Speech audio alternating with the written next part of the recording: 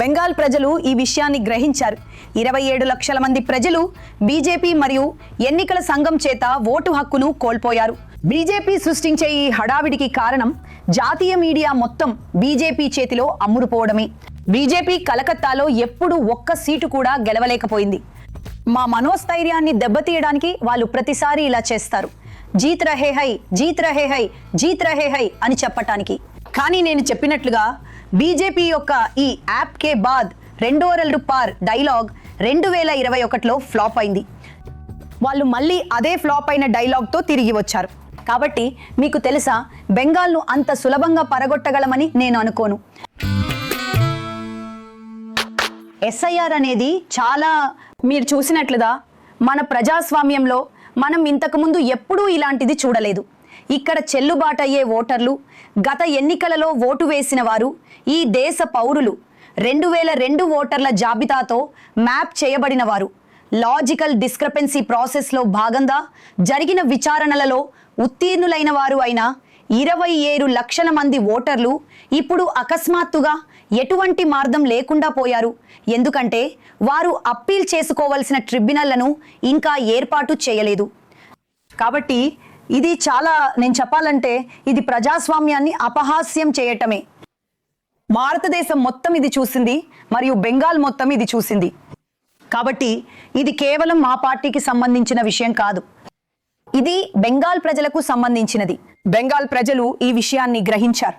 27 లక్షల మంది ప్రజలు బీజేపీ మరియు ఎన్నికల సంఘం చేత ఓటు హక్కును కోల్పోయారు.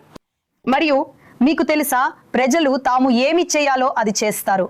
వారు సత్యాన్ని చూడగలరు. కానీ ఎస్ఐఆర్ విషయంలో టీఎంసీ దెబ్బతింటోందనే ఒక సాధారణ అభిప్రాయం ఉంది. కాబట్టి ఈ సాధారణ అభిప్రాయం దురదృష్టవశాత్తు ఒకే అంకె ఐక్యూలున్న వ్యక్తులచే వ్యాప్తి చేయబడింది, సృష్టించబడింది. ఇది అమిత్ షా లాంటి వాళ్ళ చేత, గణేష్ కుమార్ లాంటి వాళ్ళ చేత మరియు ట్రోల్ ఆర్మీ మరియు వారి సోకాల్ స్ట్రాటజిస్ట్ల లాంటి వాళ్ళ చేత సృష్టించబడింది. వీరు ప్రతిసారి బెంగాల్ విషయంలో తప్పు చేస్తూ ఉంటారు. కాబట్టి మా నైతిక స్థైర్యాన్ని దెబ్బతీయడానికి జీత్ రహే హే, జీత్ రహే హే, జీత్ రహే హే అని చెప్పడానికి వారు ప్రతిసారి ఇలా చేస్తారు. కానీ నేను చెప్పినట్లుగా బీజేపీ యొక్క ఈ ఆప్కే బాద్ రెండేళ్ల పారు డైలాగ్ 2021లో ఫ్లాప్ అయింది. వారు మళ్ళీ అదే ఫ్లాప్ అయిన డైలాగ్తో తిరిగి వచ్చారు.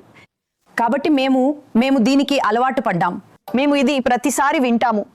కాబట్టి నేను నిజంగా చెప్పేదేమంటే, బీజేపీ సృష్టించే హైప్, ఎందుకంటే జాతీయ మీడియా మొత్తం బీజేపీ చేత కొనబడింది. ప్రతిదీ అంతే. కాబట్టి మీరు సోషల్ మీడియాలో చూసే ప్రతిదీ లేదా జాతీయ మీడియాలో చూసే ప్రతిదీ దురదృష్టవశాత్తు అంతా బీజేపీ చేత వ్యాప్తి చేయబడింది. ప్రజలు ప్రచారం చేసేది బీజేపీ కథనమే. కాబట్టి సహజంగానే మాకు కష్టకాలం ఉండబోతోందని వారు చెబుతారు. మేము తలదించుకుని మా పని చేసుకుంటున్నాం మరియు మేము చేయవలసినది మేము చేస్తున్నాం. కానీ చాలా వరకు తొలగింపులు మీకు తెలుసు ముస్లిం కమ్యూనిటీ నుండి జరిగాయన్నది వాస్తవం కాదా? అవును, నిస్సందేహంగా అంతే. నిస్సందేహంగా అంతే. మీరు అది చూడగలరు. అంటే చివరికి అది మీకు నష్టం కలిగిస్తుందా? లేదు, లేదా కేవలం ముస్లింలు మాత్రమే మాకు ఓటు వేస్తారని మీరు ఎందుకు అనుకుంటున్నారు? మీరు అలా ఎందుకు అనుకుంటున్నారు? బెంగాల్ అక్రమ ముస్లింలతో నిండిపోయిందని మరియు మమతా బెనర్జీ కేవలం అది మొదటిది.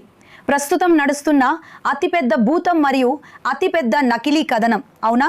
మమతా బెనర్జీ అధికారంలోకి రాలేరు. ఎన్ని ఉన్నాయి? ముస్లిం ఓటు ప్రభావం చూపే 100 సీట్లు ఉండొచ్చు. మరి మేము దేనితో అధికారంలోకి వస్తాము? 217తోనా? మరి మిగతా వాటిలో ఏమీ జరుగుతుంది? మీరు హౌరా, హుబ్లీ, కే, దక్షిణ 24, ఉత్తర 24 జిల్లాలను చూస్తే అక్కడ టీఎంసీకి దాదాపు 95% సీట్లు వచ్చాయి. కాబట్టి ఒకవేళ బీజేపీ అంత బలంగా ఉంటే, కలకత్తా గురించి వాళ్ళు మాట్లాడుతూనే ఉంటారు కదా. కలకత్తా అంటే అంత పెద్ద మేధావి వర్గం మరియు అలాంటి వాళ్లే ఉంటారు. బీజేపీ కలకత్తాలో ఇప్పటి వరకు ఒక్క సీటు కూడా గెలవలేకపోయింది. 2021తో పోలిస్తే ఈ ఎన్నికలు ఎలా ఉన్నాయి? ఎంత కష్టంగా ఉన్నాయి? ఇది చాలా ఎక్కువ. చూడండి, ప్రతి ఎన్నిక కష్టమైనదే. ఇక్కడ నేను వాడే పదం అన్యాయం. ఇది చాలా అన్యాయమైన ఎన్నిక. ఎందుకంటే మొదటిసారిగా భారతదేశం మొత్తం చూస్తోంది, మీకు బీజేపీ ఉంది, వాళ్ళు ఎప్పుడు నిజాయితీగా ఆడరు, వాళ్ళు ఎలాగూ క్రికెట్ ఆడరు, కానీ మీకు ఎన్నికల సంఘం ఉంది. అది ఒకవైపు వాళ్ళకి ఎన్ఫోర్స్మెంట్ డైరెక్టరేట్ ఉంది, మరియు మరోవైపు వాళ్ళకి ఎన్నికల సంఘం ఉంది. కాబట్టి ఒకవైపు ఈడీ, ఒకవైపు ఈసీఐ, మరియు ఆ రెండు బీజేపీకి ఎడమ మరియు కుడి భుజాలు. మరియు ఆ విధంగానే వాళ్ళు మీకు తెలుసుగా బెంగాల్పై పట్టు బిగిస్తున్నారు. కానీ అది 2021లో ఫలించలేదు. అంటే నన్నే చూడండి, 2024లో వాళ్ళు నన్ను బహిష్కరించారు, వాళ్ళు ఈడీని తెచ్చారు, వాళ్ళు సిబిఐని తెచ్చారు, వాళ్ళు నన్ను ఓడించేస్తామనుకున్నాడు. ఈ ప్రాంతం నన్ను గతసారి వచ్చినంత మెజారిటీతోనే మళ్ళీ గెలిపించింది. కాబట్టి మీకు తెలుసుగా బెంగాల్ను ఓడించడం అంత సులభమని నేను అనుకోవట్లేదు. కానీ మీకు తెలుసుగా చాలా ప్రభుత్వ వ్యతిరేకత కూడా ఉందని మీరు అనుకోవట్లేదా? 15 సంవత్సరాల తర్వాత కొంత ప్రభుత్వ వ్యతిరేకత ఉండటం సహజమే, తప్పకుండా ఉంటుంది. కానీ మీరు టీఎంసీ యొక్క అన్ని వైఫల్యాలను తీసుకుంటే, మేము ఇక్కడ విఫలమవుతున్నామని మా దృష్టికి వచ్చినప్పుడు దాన్ని పరిష్కరించడంలో టీఎంసీ చాలా సమర్థవంతమైనది, మరియు ముఖ్యమంత్రి కూడా చాలా సమర్థవంతమైన వారు. అందుకే మేము చాలా భారం పేరుకుపోనివ్వము. కాబట్టి ఏదైనా ఒక సమస్య ఉండి అది మా దృష్టికి వస్తే మేము దాన్ని వీలైనంత త్వరగా పరిష్కరించడానికి ప్రయత్నిస్తాము. కాబట్టి మేము ఏమీ చేయకుండా వదిలేసిన 200 సమస్యలు పేరుకుపోయి ఉండగా ఈ ఎన్నికలకు వెళ్తున్నట్లు కాదు. ఈ విషయం మాకు తెలుసు, మేము దాన్ని సరిచేసాము. అవును, సమస్యలు ఉంటాయి. ఏ ప్రభుత్వాన్ని నడుపుతున్నా 15 సంవత్సరాల తర్వాత సమస్యలు ఉంటాయి. కానీ పెద్దగా పేరుకుపోయిన భారం ఏమీ లేదు, పెద్దగా పేరుకుపోయిన కోపం, పెద్దగా పేరుకుపోయిన ద్వేషం అలాంటిది ఏమీ లేదు. ఇక మీకు 21వ తేదీ ఉన్నప్పుడు ఈ మొత్తం ఎస్ఐఆర్ ప్రక్రియ, దీనిలో అర్హులైన ఓటర్లు ఇంత నొప్పిని మరియు అవమానాన్ని భరించాల్సి వచ్చింది మీకు తెలుసా? మిగతావన్నీ చిన్నబోతాయి. గుజరాత్లో, హర్యానాలో, మధ్యప్రదేశ్లో, ఒడిశాలో ఉన్న బెంగాలీలను రోహింగ్యాలని పిలవడం, బంగ్లాదేశీలని పిలవడం, దూషించబడటం, వారి భాషను బంగ్లాదేశీ భాష అని పిలవడం, ఇవి బెంగాలీలను ఏకం చేస్తాయి.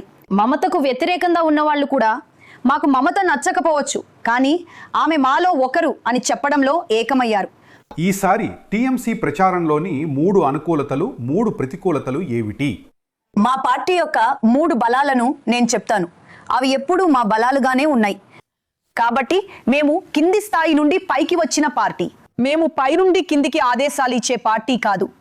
నేను వారాంతంలో ఒకరోజు కలకత్తాలో ఉన్నాను, మరియు తాజ్ హోటల్ లాబీ కేవలం తో నిండిపోయి ఉండటం నేను చూశాను. కలకత్తాలోని ఏ 5 స్టార్ హోటల్లోనైనా, అది వెస్టిన్ అయినా, ఐటీసీ అయినా, తాజ్ అయినా, మీకు హోటల్ రూమ్ దొరకదు. అన్ని ఇతర రాష్ట్రాల నుండి మరియు జేపీపీ నుండి వచ్చిన బీజేపీ నాయకులు ఆక్రమించుకున్నారు. కాబట్టి మరియు వాళ్ళు తాజ్ బెంగాల్ లాబీలో కూర్చుని హమ్ బెంగాల్ జీత్ రహే హే అని అంటున్నారు. హుమ్ బెంగాల్ జీత్ రహే హే. ఇంకా జనాలు వాళ్ళ హవాను నమ్మినప్పుడు వేరే రాష్ట్రం నుండి వచ్చిన అతి చిన్న నాయకుడు కూడా అరే జీత్ రహే హో, అరే జీత్ రహే హో, హమ్ బి చలే ఆతే హే అంటాడు. కాబట్టి వాళ్ళ 10 మంది అనుచరులు కూడా వెంట వస్తున్నారు. కాబట్టి మా ప్రచారంలో అత్యంత బలమైన భాగం ఏమిటంటే, మేము ఒక క్షేత్రస్థాయి పార్టీ, మరియు మా ప్రచారం చాలా క్షేత్రస్థాయిలో ఉంటుంది. ఇది ఇంటింటి ప్రచారం. మాకు మా ప్రాంతం గురించి మరెవ్వరికీ తెలియనంత బాగా తెలుసు.